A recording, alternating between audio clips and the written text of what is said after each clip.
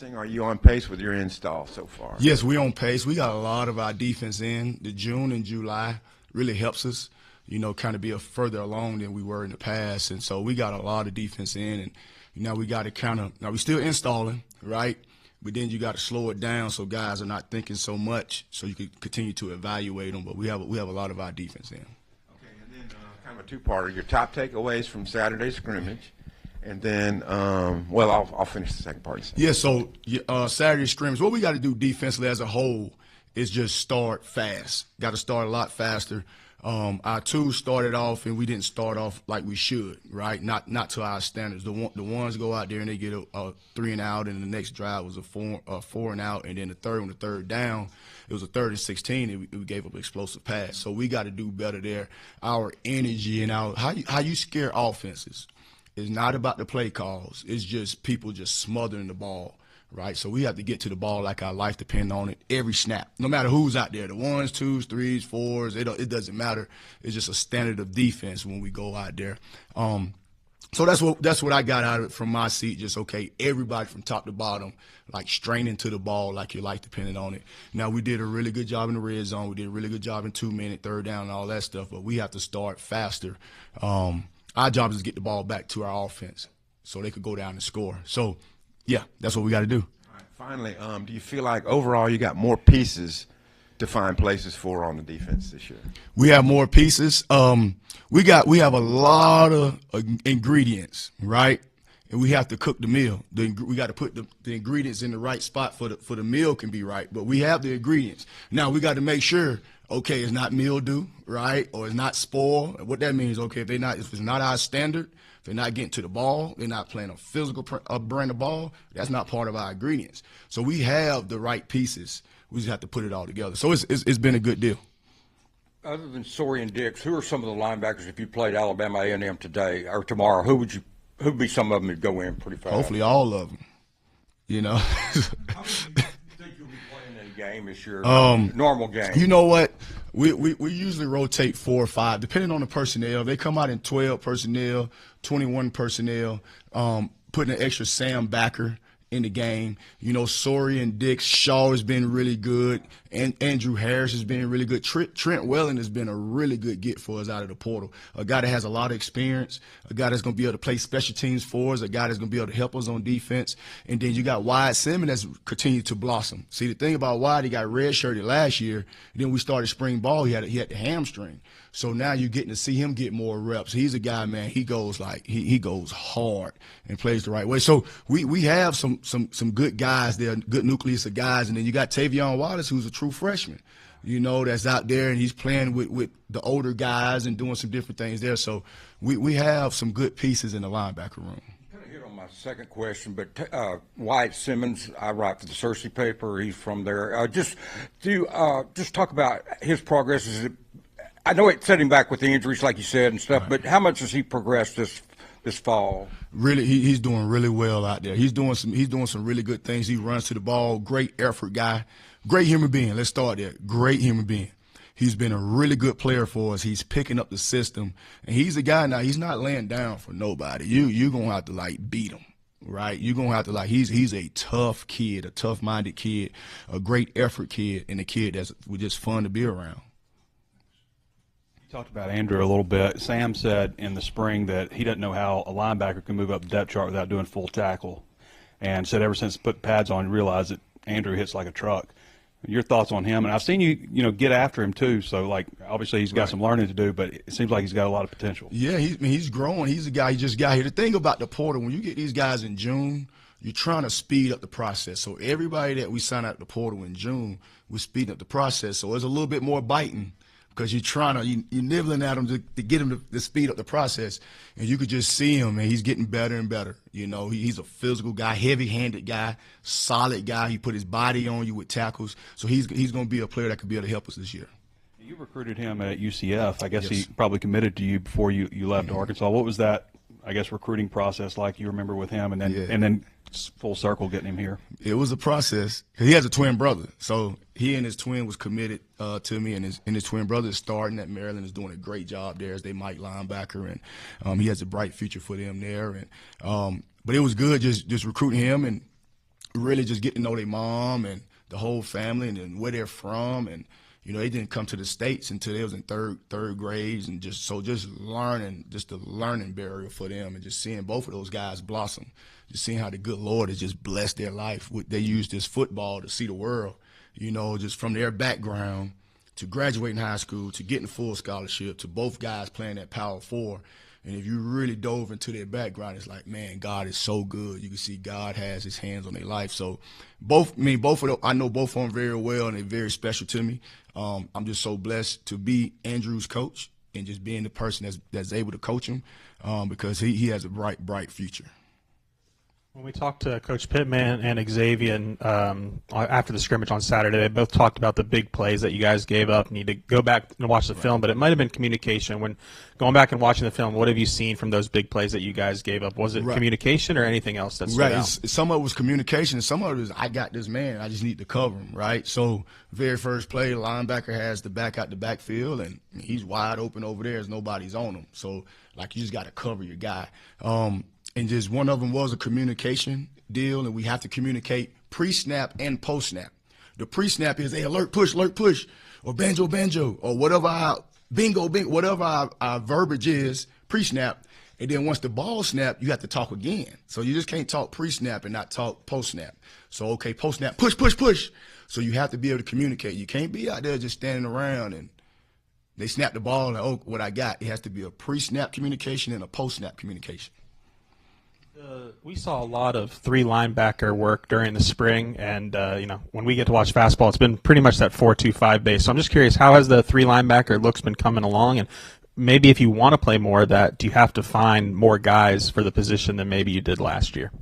No, we have them. It's just like now that you out there, it's just the install, the days of the install. A lot of that stuff is coming. We got so much more defense that we're going to put in, but it's a schedule of like your install.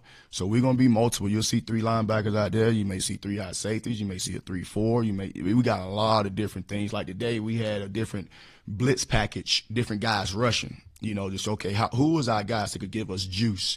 So we could just play coverage and not blitz. So it's different personnels that we putting in, but as far as the installation schedule, we're not there yet. Last one for me. Coach Pittman has talked a lot about wanting to force more turnovers this year. I know for the defensive side, a lot of that can be luck sometimes, but how can you guys make sure, doing your part to try and force more turnovers? What has the focus been on that? You know what? We need to force more turnovers. We need to get more sacks. I think what's going to really help us is our length. We got better length in the back end on that. All four guys have length, so the tip balls, different things like that. It's okay if it's a quarterback and it's just a 3-step drop. D line has to get their hands up because you're not getting a pass rush. So we got to get their hands up and get more tip balls. We doing more deny the ball coverage as well. So that's where you get the turnovers as well. So we'll be able to rush 4. And then be able to play deny the ball. We'll be able to blitz and deny the ball. So we got some different things because we got some different skill set guys in our room. So being able to be multiple, being able to be aggressive, so you can get those turnovers. Sam was saying that you had free reign to call whatever you wanted in Saturday's scrimmage. What were some of the main packages that you were wanting to throw at the offense? We just wanted to keep it. We wanted to keep it basic as we could do, right? So you can evaluate. So because it's hard to evaluate. And guys are thinking about the whole playbook that you install. So we just try to keep it as basic as possible, but still being able to have enough bullets to different situations so you can evaluate. How do you think you executed that? Solid at some parts, depending on when you ask me the parts of the game. Like at the beginning, like you said, we was some busted coverage deals, and then once we got our cleats in the grass, we was a lot better. And Sam was talking about how the pass protection has been really good. What do you want to see better from the pass rush? Get to the quarterback. We got to identify the speed. We got to identify, okay, who can give us that pass rush, and our offensive line is pretty good, but can we get there with 4, or do we need to send more than 4, 5, 6? What do we have to do to get back there to get the quarterback off his mark? I have a couple of defensive line questions for you. We've heard a lot about Justice Boone from guys, right, coaches and players the last couple of days. Just what has he done well in the fall? I mean, Pittman talked a little bit about how he felt like it took him a little while to kind of feel like a real member of the team. Yeah, he's been growing. Like, he's a guy, if you really look at it, Cam and Justin, they really have SEC experience up front. You know, Ingraford played a little bit last year, and Danny, but guys that really have a lot of time on task, that is Justin and Cam. You know, and Justin is coming along, and he's one of the guys. Okay, how can we get our best 11 on the field? Is he the buck? Is he the end? Like, what is it? So we're gonna find a way for him to get on the field. He continue to progress and continue to help us. We're gonna find a way for him to get on the field. In the spring, when we talked to you about Quincy Rhodes, you said you wanted him to be Quincy and not try to be Landon Jackson. Do you feel like he's embraced that? And what do you feel like Quincy's identity is? Quincy, I tell all our guys, man. I was talking to the linebackers about this. Like everybody in this room is special. Everybody looking at me right now. Like, the good Lord made you for a reason. Man, don't give away that gift trying to be somebody else. Just be you. So Landon has done great things, and he's gonna do great in the NFL, and Quincy's gonna do great things, and Cam gonna do great things, and like, the good Lord made all of us individuals for a reason and gave us a gift. So we gotta just make sure we use the gift that he gave us. You know, so don't misuse that gift by trying to be somebody else. So that's my word to the guys. Staying on the defensive line, I want to ask you about David Oakey. You know, he's a guy that I think he was banged up a little bit during the spring. What does he bring to the table, and kind of what do you need to see out of him, you know, the rest of the fall? Yeah, he bring experience, played a lot of ball, played a lot of ball. So just need him to continue to pick up the system, you know, continue to grow, and Coach Adams continue to get him understanding the system. But he's a guy that brings a lot of experience for us. From the scrimmage, I'm curious, after you went back and watched the film, was there anybody that you saw like, hey, this guy ran with the threes, but he did so well, we need to give him a look with the twos? Or a guy that ran with the twos and, hey, we need to give him more looks with the ones? Anybody make a move in the scrimmage? We don't really, like, it's going to be moves. Let me say that. But it's not really 1, 2s, and 3s. Like, it could change today, it could change tomorrow. Like, we were talking about Andrew moving up. So it's forever fluid. Is nothing that's just constant for us, because you can be with the ones, with the 2s, 3s, with the 2s, or whatever. So it's forever fluid. So I think it's some guys that did some good things, though. Coach, kind of building off of that, you've talked in the past about guys who can be fluid and in the secondary, maybe be a cover guy and then also be a safety, or on the line, maybe at times be somebody you could shuffle. Have you identified some of those types, some of those flex guys for you on defense? Larry Worth will be one of them that comes to mind, and he could do multiple things for us. And you'll see us lining him up all over the field. You know, I mean, he's a guy, he's 6'5", 225, and very athletic, very smart. So he's a guy that we can line up a lot of different places. And you see Caleb Wooden lining up different places, and Miguel Mitchell, he's just, his FBI football IQ is like off the charts. So we have like the ingredients. We just have to put them in different spots. You'll see Sorry different spots. So, but the guy that comes to mind would be a Larry Worth, because he could do like 3 things, 3 different positions. And then just one more. Last year in some games, it felt like the defense, I mean, Coach Pittman talked about this the other day, almost carried y'all, right, in some of those games.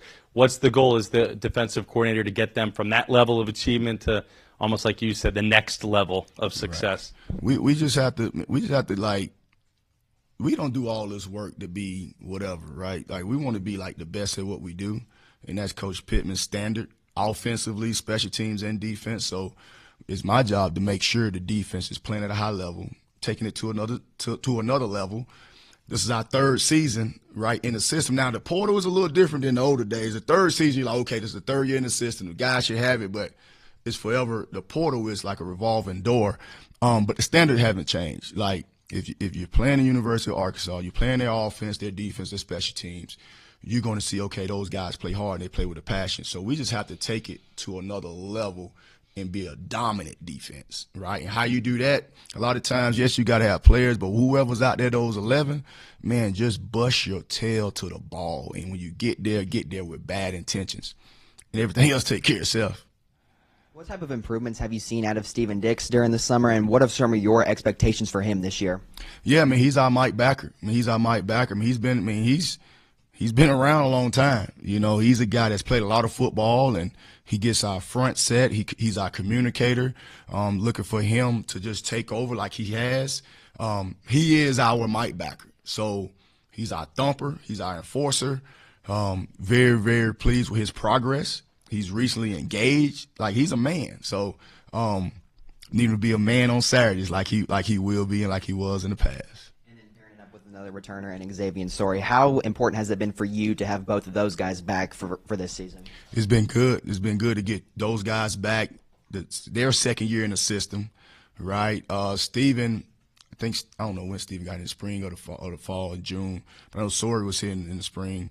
Just those guys getting there that second year and understanding what we're doing, understanding the standard, and just watching those guys just take over, watching Steven, watching Sawyer, watching Larry, watching Miguel, guys that's been here, watching Cam, because now you use those guys to get the guys that just got here up to date on the standard and the expectations. So, but it's been good for both of those guys. I have a question about Cam. A little bit of a rarity. This is going to be his 5th year here. Just what you think of his makeup. He's unbelievable. Cam gonna be like successful. He's gonna play on Sundays. He's gonna have probably a successful business or run some type of successful program or be in politics or something. I don't know, but he is a great human being. He lights up the room. It's hard to find, and that's something like that needs to be celebrated. Like, he is a Arkansas man. He stayed here, didn't leave. People was coming at him with a lot of money, and he stayed here. So when you're talking about, okay, he's going to be a guy that could come back to football games and people going to know who he is. He could be able to bring his kids here. It means something because he stuck it out. It's year 5. It's unheard of. So he's a guy that's embraced the state. He's a guy that loves the state. He's an unbelievable human being. I could go on and on about Cam. He's unbelievable. The 3 high that worked so well against Tennessee, was the Texas scheme similar on that? And then also, how much did that kind of structure help what you were doing last year? It helped a lot. I mean, it helped a lot because you have to, like, you can force feed whatever your scheme is, or you can adjust to your personnel, right? And we had to adjust to it, and we're not going to throw that. We're not going to throw it away. We got it in the playbook. So it's some good stuff. It's some things that we can sprinkle out there when need be, and we haven't put it in this fall camp, but it's in the playbook. So again, what is your personnel? How can you get these guys to play as fast and physical and confident as you can? And that was something that we did last year. Will we use it this year? I don't know, but it's in the playbook. So you can enlighten us a little bit more on Miguel's FBI, as you called it. And yeah. Also, we haven't seen – I don't know if I've ever seen a secondary that's potentially as big with 226, 222, and a couple of 200-pound cornerbacks possibly, a 200-pound nickel. Like, that size, have you been around a defense with that kind of size yet? No, I can't recall. I recall a couple guys back there being that big, but not the whole back end. First of all, let me say Coach Sauter's does an amazing job. Coach Sauter's got those guys, like, they're big, they're strong, they're fast. So he and his crew does a great job. And length, like, you want to be able to close those windows that the quarterback is looking through, and that's kind of what the length helps us with. Now you want to be big and fast, but you don't want to be big and slow. So big is awesome, but you got to still be able to run. So we had to make sure as they put it on, the strength and the weight that comes with putting on the strength, making sure they still can run. But getting off the bus, we're a good looking team. We make sure we play that well on the field. So. And Miguel, just what I guess he redshirted last year, played Right. and started a couple games. Just what he brought for you last year, maybe where he is now. Man, he is a very, very smart football player. Like, he sees things, it comes natural to him. He can make every check. He can judge the ball. He got that knack to it. We got a couple of defenses in where he is just off the quarterback for him, and he has a really good knack for just finding the ball.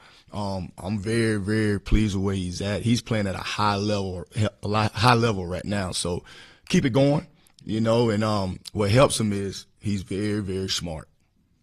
In the spring, you were a little hesitant in the spring to mention anybody that had really stood out for fear of the portal, I guess. Right. But has anybody improved as much as Saili? I mean, he's lost 55 pounds or so, and looks like he feels really good. Danny is doing a great job for us. Like, he's like the biggest, if you look at it, the biggest turnaround. Changed his body, lost a lot of weight. He's explosive. He's quick twitched. He does a really good job for us with some movement stuff and different things like that. But he's a guy that really took just losing weight very, very, very serious. He's been working his tail off, but he's a guy that's kind of trending upward. it's been a couple weeks now in that cornerback battle. It seems like you're still rotating guys, trying to figure out the best combination. Over the next couple weeks, what do you most want to see? What can somebody do to really grab hold of a starting spot there at corner? You know what? All of the guys are doing good. Just trying to see, okay, right now, okay, guys playing together. We got the talent. So, okay, who can make these checks? And then, see, the thing is this. Nobody in the stands see when the D lineman's out of their gap because somebody could get them down, right? Nobody sees when the linebacker's out of their gap because somebody could get them down. Everybody going to see that corner. It's like, oh, shoot, he's wide open, right? So we just got to make sure, okay, no balls over our head, right? So what we got to do is communicate. You got the talent. Who's going to be communicating and make your coaches feel good as far as putting you out there? The pre-snap communication, post-snap communication, and doing your job from there. So it's been a great battle. We got some great talent out there.